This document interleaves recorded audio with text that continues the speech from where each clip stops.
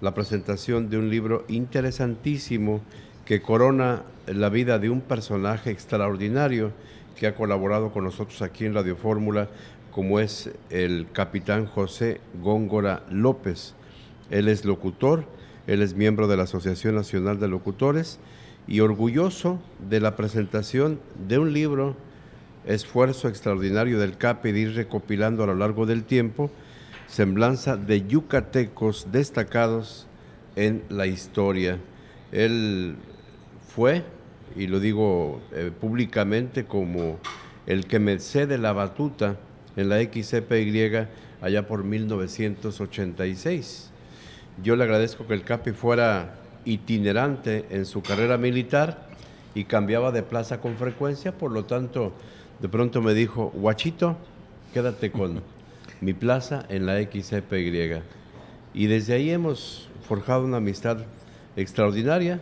Yo lo seguía por donde estuviera y él un día de pronto vino y nos colabora los sábados aquí en el programa de Agenda Fórmula. Semblanza de yucatecos destacados en la historia.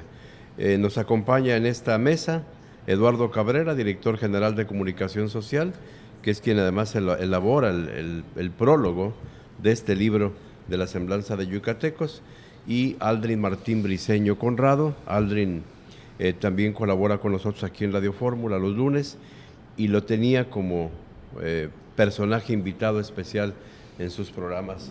Capitán, de entrada, usted bienvenido. Buenos días. Gracias. Buenos días, José Eduardo Luis. Cabrera. Buenos días, Sí. buenos días, José Luis. Buenos días a todos los radioescuchas. Aldrin Briceño, Eduardo Cabrera, qué gusto estar en la mesa con ustedes y tenemos la oportunidad de comentar algo sobre lo que significó un esfuerzo, una investigación sobre quiénes han destacado en la historia, qué yucatecos han destacado en la historia. Es nada más el 50%, realmente el talento yucatán es mucho más. Estamos pensando en un segundo tomo donde aparecerían los demás que todavía no fueron incluidos. Tu acercamiento a la obra, Eduardo Cabrera, desde el prólogo y desde el conocimiento del texto mismo.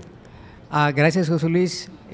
Gracias, Capi. Aldrin, buenos días. En general, pues yo recibí la primera noticia de este proyecto del CAPI, me la comentó en uno de los homenajes que se hacen a los locutores allí en el Parque de la Colonia México, y entusiasmado pues me invitó a conocer el proyecto y pues al leerlo y revisar el contenido pues caímos en la cuenta de algo muy valioso, ¿no? Estamos viviendo en una era de información virtual, en una era donde los nombres de Yucatán, incluyendo a sus personajes, pero también de sus plazas, monumentos, avenidas e incluso fraccionamientos, que como tú bien sabes, hoy hay muchos nombres que carecen de sentido estricto como tal, pues hoy aparece un prontuario dedicado a personajes ilustres de Yucatán. Y es así como vemos cómo hay una riqueza exploratoria en esta obra del CAPI que pues nos invitó amablemente a prologar después de pues, varias lecturas, y ahí vamos descubriendo pues numerosos contenidos que normalmente no veríamos. Y bueno, Capi, yo te agradezco que me hayas dado ese honor. Sin embargo, creo que el esfuerzo, la dedicación y el tiempo que le has llevado a esto pues ha resultado en este prontuario que pues que ya se necesita, porque muchas generaciones no tienen de consulta, ¿no? Exacto. Ahora, Aldrin, Capi, ¿qué define que un personaje esté en el Olimpo de este libro? Evidentemente, cuando se habla de una obra literaria, José Luis, hay que hablar del autor, pero más allá del autor también hay que hablar de estas arbitrariedades que se pueden ir generando a lo largo de una obra. Yo coincido con el capitán en el sentido de que cuando se habla de una semblanza de yucatecos, hombres y mujeres que a lo largo de la historia han destacado por su conocimiento, por su arte, por su oficio, pues es indudable que existe y que existirá una gran cantidad de personas que no van a estar dentro de esta semblanza. Es un ejercicio recopilatorio, como dice el capitán Góngora. Pero aquí lo importante, José Luis, es hablar de esas personas y que se vayan sumando a lo largo de la historia, de la futura historia de nuestro pueblo de Yucatán, todos estos hombres y mujeres que siguen haciendo historia.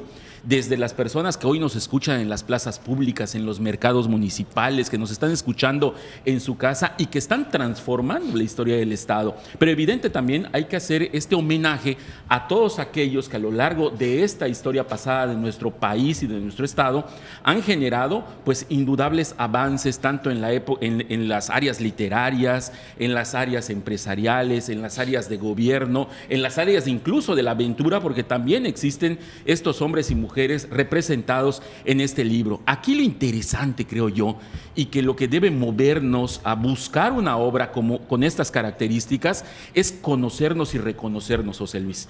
Porque en la medida de que reconozcamos a estos hombres y mujeres, vamos a saber que las características que tiene nuestro Estado, un Estado pujante, un Estado fuerte, como muchos otros estados en la República y en el mundo, pero ¿cuál es esa característica que nos hace ser como somos? Bueno, es entender a las personas que somos, y en ese entendimiento es que vamos nosotros generando estos claroscuros, pero también generando estas áreas luminosas que nos hacen ser de Yucatán, con esta identidad tan clara, tan efervescente que nos muestra el capitán Góngora en estas hojas. O sea, hablar de Yucatán no es fácil, y hablar de yucatecos no es algo que se haga de manera recurrente. Por eso yo celebro la existencia de este libro y de este esfuerzo del autor, el capitán don José Góngora. Que hable el autor. ¿Cómo llegaste, capitán José Góngora, a decir estos, cuántos personajes vienen del libro? En están 64 hombres y 27 mujeres. 64 hombres, 27 mujeres. ¿Por qué vale la pena conocer su historia, su aportación histórica? Muy importante que la identidad de los yucatecos se haga pública. Resulta que después de tantos años de aislamiento, los personajes de Yucatán, destacados a nivel nacional e internacional, quedaron olvidados. Por alguna razón, alguna persona que tenía en sus manos la posibilidad de divulgarlos, pues tuvo esa intención de relegarlos. Entonces, desde que comenzamos a tener oportunidad de relatar a estos personajes, con Allen Briceño en su programa vespertino, el periodista Eduardo Cabrera, compartimos ahí y la idea de darlos a conocer, porque en justicia debe de ser. Resulta que cuando aparece el primer yucateco a nivel nacional, Lorenzo de Zavala, un talento extraordinario. E incomprendido. Completamente. Él asiste como a las Cortes de Cádiz como diputado y empieza a promulgar las ideas del federalismo en Yucatán, un personaje. Cuando llega a México y lo conocen y lo entienden, fue nombrado gobernador del Estado de México. En el Estado de México se le guarda un recuerdo muy especial, importante. Sí. Él fue el creador del Distrito Federal y en ese estado se le reconoce como uno de los próceres más importantes. Él es de Tecó. Sí, nacido en lo Tecó. Que era la villa de Tecó, hoy Tecó, sí, que es municipio. Es municipio. Lorenzo de Zavala, ya nos soltó la primera perlita. Sí. Concluimos con esto de Lorenzo de Zavala. Él, después de gobernar el Estado de México, adquiere propiedades en Texas. Y cuando lo conocen en Texas, que estaba en el periodo de transición, porque ellos querían su independencia, recurren a él para que los asesorara. Y resulta que la República de Texas tiene una huella indeleble. Hay incluso un poblado que tiene el nombre de él, en recuerdo y en su honor. Esto hizo que cuando en México se conozca la presencia de Lorenzo de Zavala, en Texas se le relegara. El conflicto con Texas, ya lo conocemos, el desenlace, ¿no? Se logra su independencia, se convierte en Estado de la Unión Americana y eso ocasiona que quede relegado, Lorenzo de Zavala. ¿Qué te llamó la atención, Bueno, Eduardo Cabrera, en esta primera mirada? Bueno, en esta primera mirada encontré un mosaico de personajes que trajeron a mí recuerdos propiamente de mi padre, porque a él le encantaba escuchar a Ligia Cámara, la pianista, y me dio gusto conocer más de ella en esta guía, pero también me llamó la atención en esta última lectura, encontrar, por ejemplo, la semblanza de Angélica Balado, que como ustedes saben, pues acaba de fallecer, ¿no? Hace unos días. Y también encontrar en este mosaico esa complejidad, porque aquí el Capi Góngora tiene como que una magnífica delicadeza con las mujeres ilustres de Yucatán. Entonces ahí abarca él educadoras, artistas, abarca también profesoras y todas aquellas que se distinguieron por la lucha de la mujer principios del siglo pasado en Yucatán. Entonces realmente encuentras un mosaico tanto de frescura por las mujeres que recientemente están ahí consignadas, como las del pasado. Y eso, pues, la verdad es algo que yo encuentro muy novedoso. Novedoso, y también aporta, decíamos, a la continuidad de esta crónica histórica que lo hemos conversado mucho con el capitán, con Aldrin también, de que no debe perderse ese eslabón, esa cadena de acontecimientos que un cronista debe de ir consignando para la aportación futura. Es interesante, por ejemplo, que te sientes con tu hijo, con tu nieto, debajo de un monumento y que no sepas contarle de qué personaje se trata, ¿no? Y allí, José Luis, quiero hacerte la mención, acabas de mencionar un punto muy importante. Hablaste del cronismo y sin ánimo de causar algún tipo de opinión encontrada respecto a una definición absoluta del cronismo, yo diría que hoy en día se necesitan muchas formas de cronismo. Y este prontuario de yucatecos destacados forma parte de esto, ¿no? Y quiero destacar que aún en una breve semblanza de 4 o 5 párrafos hay mucho de cronismo. Y no necesitamos extendernos en análisis históricos o del pasado tan profundos para recordar, sobre todo las nuevas generaciones, una pequeña guía de lo que es Yucatán, sin ánimo de pues, contrastar algunas definiciones de cronismo puro. Y bueno, y esta idea de elección de los personajes, capitán, es decir, ¿por qué te interesa que esté ahí, por ejemplo, Manuel Merodio, Palmerín, Virginia Carrillo, también Ligia Cámara, como lo acabamos de mencionar, junto con personajes que tuvieron otro tipo de aportaciones? ¿Es arbitrario la idea o te tocan a ti de alguna forma sentimental o especial estos personajes? Bueno, cuando estuve estudiando en el Colegio Militar, llegaban cada mes conferencistas de alto nivel, el presidente del Tribunal Superior de Justicia de la Nación y de Gobernación, a darnos conferencias. Ejercicios que ya se han perdido, por cierto. Y muy trascendentes. Nos explicaban sobre la situación del país y muchos de ellos hablaban sobre la historia. Llegó en una ocasión a darnos una conferencia el doctor Osorio y Carvajal, que en ese momento era senador de la República, un papel muy destacado a nivel nacional, y él nos empezó a hablar de la historia de Yucatán y de sus esfuerzos. Precisamente nos comentó que se acababa de velar un busto en la Suprema Corte de Justicia de la Nación a la memoria del jurisconsulto yucateco Manuel Crescencio García Rejón, creador del juicio de amparo. Y se hizo justicia, y con esa idea y los comentarios de mis compañeros y otros oficiales, bueno, ¿por qué no se les conoce, no? ¿Por qué esto está oculto prácticamente en la historia?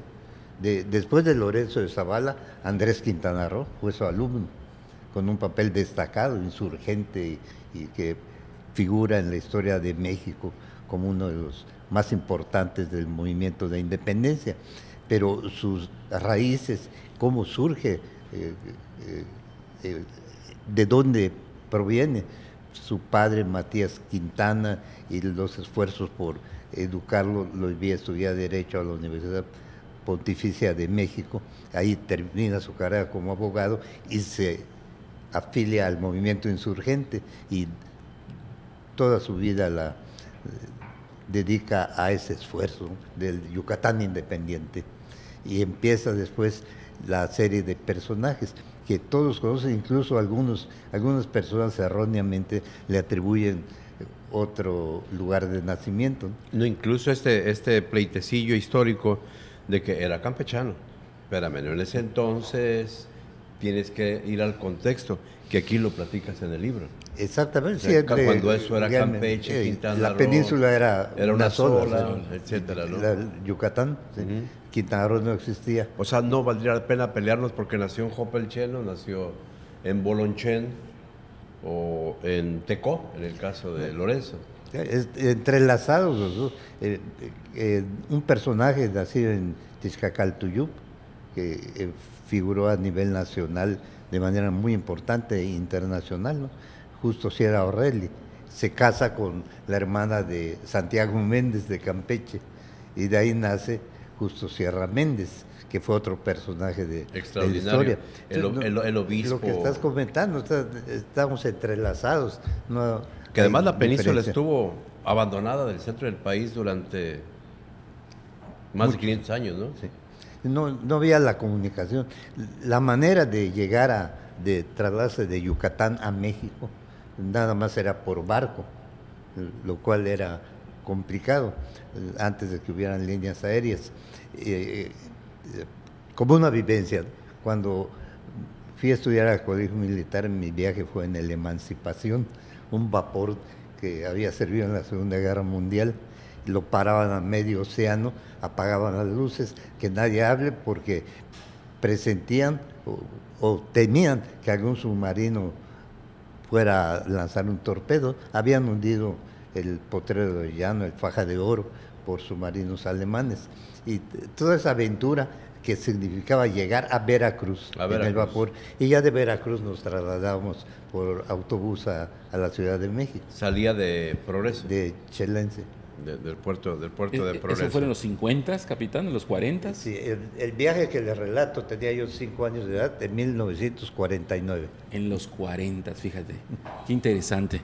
Fíjate, José Luis, Eduardo, capitán, que una de las cosas, ver el nacimiento de una buena idea y después ver la concreción de esa idea en un texto, en un libro que hable de esta semblanza de yucatecos en la historia, pues yo creo que es interesante. Hace más de 10 años el capitán Góngora empezaba con sus escritos a ir recopilando precisamente todas estas biografías de yucatecos ilustres, y hombres, mujeres, que era muy interesante ver ese trabajo. Y a mí me interesa mucho que es admirable en ese sentido el capitán Góngora, en cuanto a, no sé qué tanto tenga que ver la disciplina militar que él ha profesado a lo largo de su formación y a lo largo de su vida, pero que al final de cuentas sirve porque hoy, en la edad que tiene, en el trabajo que realiza, pues Aldrin, no ceja en ese intento. Hay otra disciplina que el capitán tenía. Él era maestro de ceremonias. Sí, además. Del campo militar y de los desfiles. Oye. Por lo tanto, él no podría decir la zona militar. En lugar de decir la 19ª zona militar, ¿verdad? De buena fuente, que además con muy buena voz. Creo que estas disciplinas combinadas, locución, militar y el cariño por un libro impreso que sigue siendo un objeto no solamente de culto, sino de consulta. Sí, ¿cómo no? Ahí está disponible. Hay una anécdota que yo quisiera recordar al público que amablemente nos escucha, José Luis, de que en el decurso del programa que tuvimos ya hace más de 7 años, hace 10 años, a la sazón de hace 10 años, fíjate que el capitán Góngora siempre ha sido un divulgador de la historia de Yucatán. Y te lo voy a decir por qué, y les voy a comentar por qué, porque además del libro, hicimos un par de ejercicios en donde el radio escucha le lanzaba una invitación al capitán Góngora para que in situ, por ejemplo, en el Monumento a la Patria, en el lugar del Monumento a la Patria, usted lo recordará, capitán, hacíamos la invitación para que la gente fuera a escuchar un recorrido del capitán Góngora diciendo las remembranzas históricas de lo que guarda el monumento a la patria, ese que está en Paseo de Montejo, hecho por don Rómulo Rosso.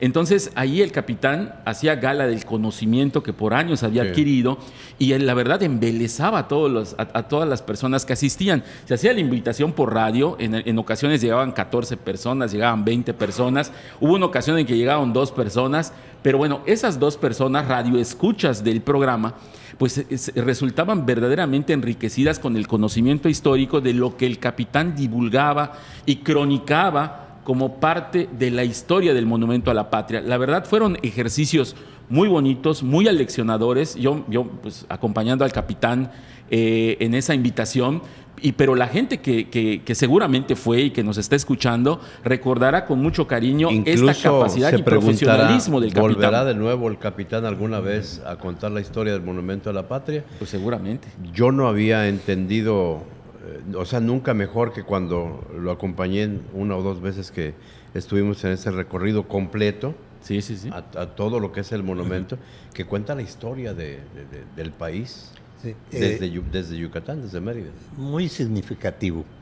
Yucatán le ofrenda a la patria mexicana ese monumento que contiene la historia, 1500 años de historia, época prehispánica, descubrimiento, conquista, siglo de oro de las letras en el siglo XVII. En fin, todo es un recorrido en la parte norte y en la parte sur los movimientos sociales.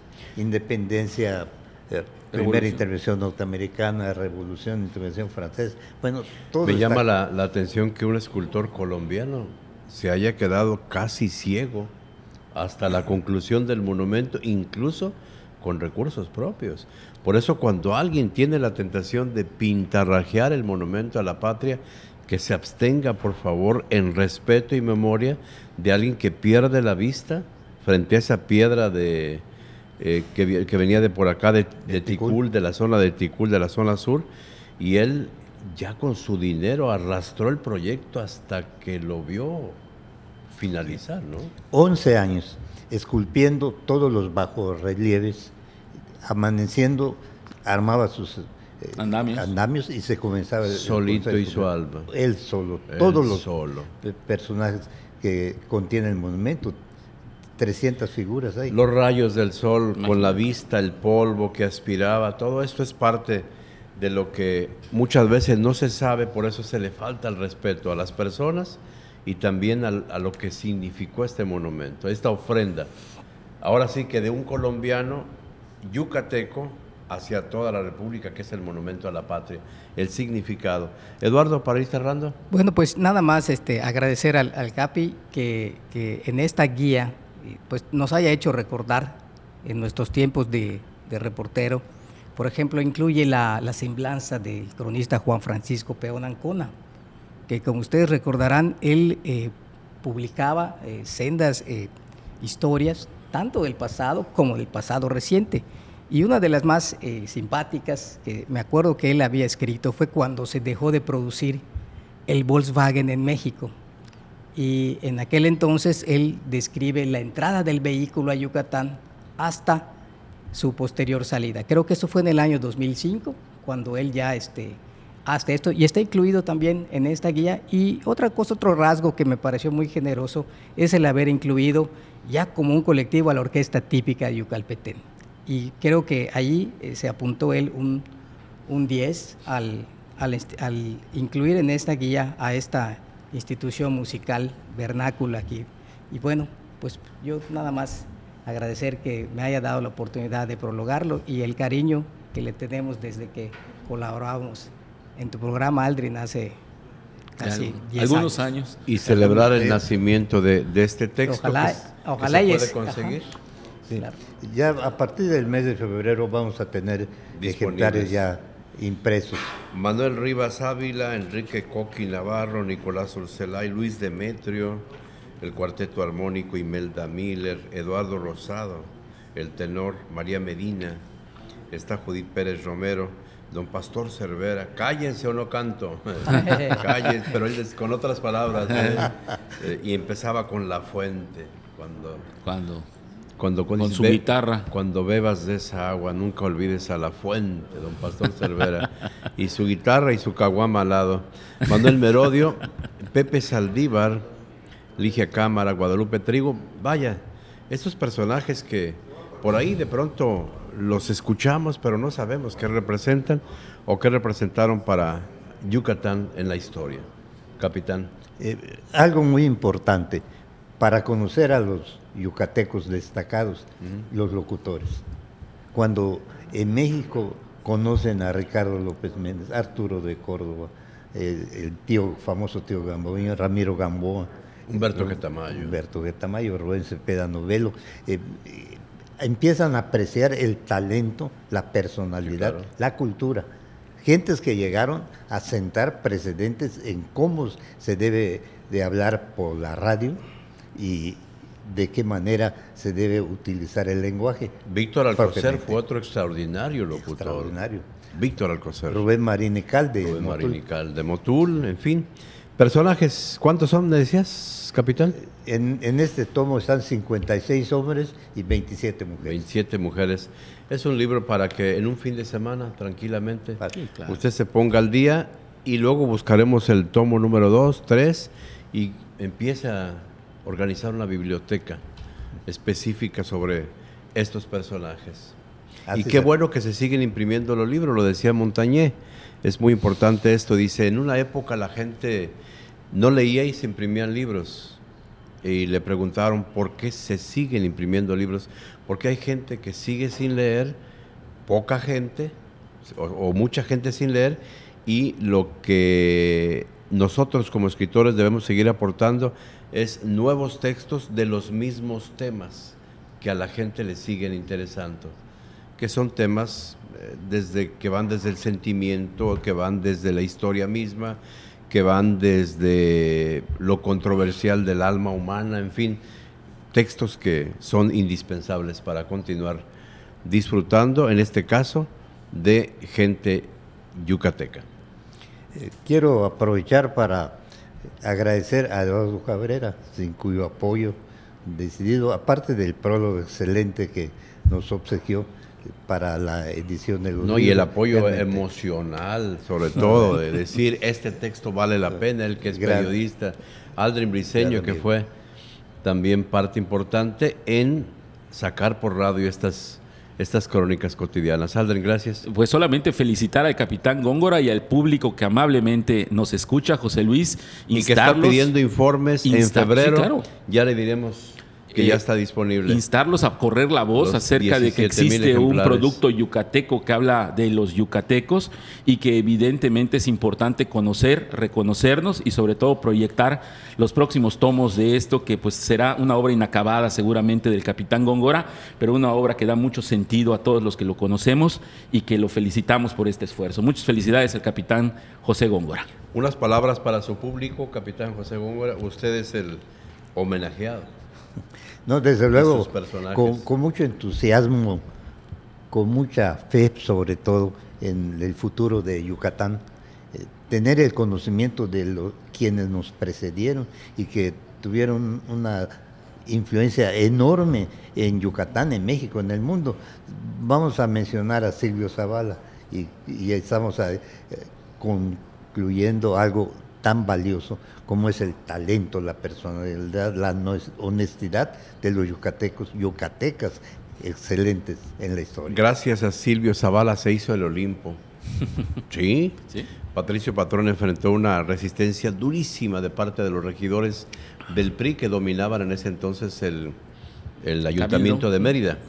Y invitó Patricio a don Silvio Zavala y da un discurso extraordinario allá fuera del Palacio Municipal. Y bueno, entre otros destacaba que solamente aquellos que negaban la historia, burros, etcétera, se negarían a una obra de trascendencia para la posteridad del pueblo de Yucatán. Y todos firmaron estar de acuerdo y se hizo el Centro Cultural de Mérida, el Olimpo. Y se hizo además con el diseño arquitectónico que propusieron para consignar el tiempo en el cual fue construido este sitio, como una aportación de don Silvio. muy valiosa. Realmente De las N número de aportaciones. decepciona cuando gentes, después que recibió uno de sus últimos premios, el Príncipe de Asturias, Sí, que señor. es el novela ahí, y la gente, y es yucateco, decía, ¿de dónde nació? Por favor, no, desconocido. Su obra como embajador en Francia y el Colegio de México, y nadie lo conocía. Y nadie lo conocía. Vamos a tratar. Semblanza de yucatecos destacados en la historia, editorial Radio Fórmula, próximamente ya estará disponible y a la venta de todos. Aquí lo vamos a anunciar. Muchas gracias. Muchas gracias, Aldrin, José Luis, por la gracias, invitación. Eduardo Cabrera. Gracias. Y al autor del libro, José Góngora. Muchas gracias. Gracias a ti, José Luis, a Eduardo Cabrera, Aldrin Briceño, grandes amigos, entrañables amigos. Gracias. Muchas gracias. A ti.